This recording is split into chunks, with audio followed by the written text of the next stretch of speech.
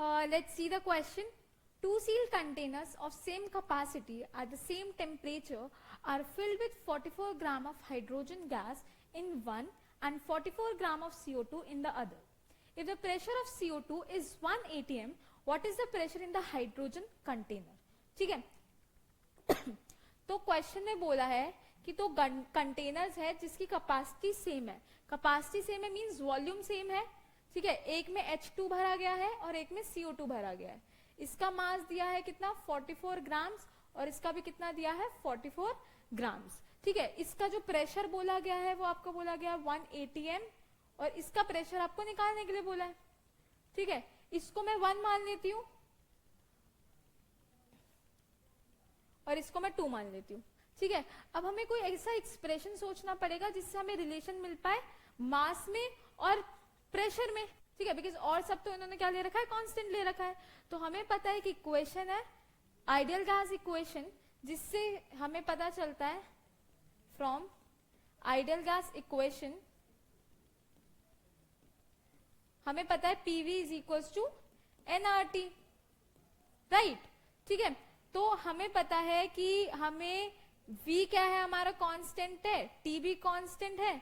तो इसको इस साइड ले जाते हैं nRT बाय V. तो ये वाला जो टर्म है वो हमारा क्या है कांस्टेंट है जिसको मैं K मान लेती हूँ. तो P is equal to NK. तो इससे हमें क्या पता चल रहा है that P is directly proportional to number of moles. तो हम क्या बता सकते हैं बिकॉज नंबर ऑफ मोल्स अगर हमें पता है तो हम क्या कर सकते हैं प्रेशर निकाल सकते हैं. और नंबर ऑफ मोल्स हमें मास दे रखा है तो हम नंबर ऑफ मोल्स इजिली निकाल सकते हैं. तो हमें पता है नंबर ऑफ मोल्स का फॉर्मूला क्या होता है.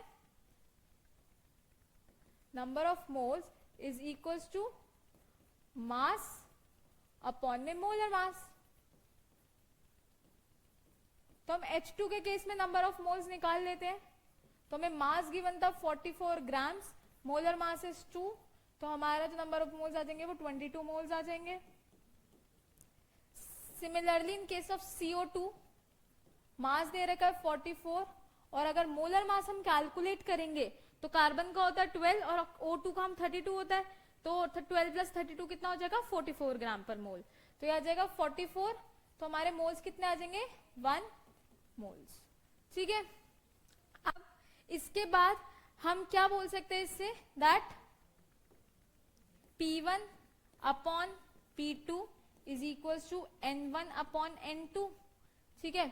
P1 हमें निकालना है तो मैं इसको P1 ही रहने देती हूँ. P2 क्वेश्चन में दे रखा है कितना 1. N1 हमारा H2 वाला ही लेना है. क्या हो जाएगा 22 और N2 कितना हो जाएगा 1. तो इससे हमारी P1 की वैल्यू कितनी आ रही है 22 atm. ठीक है.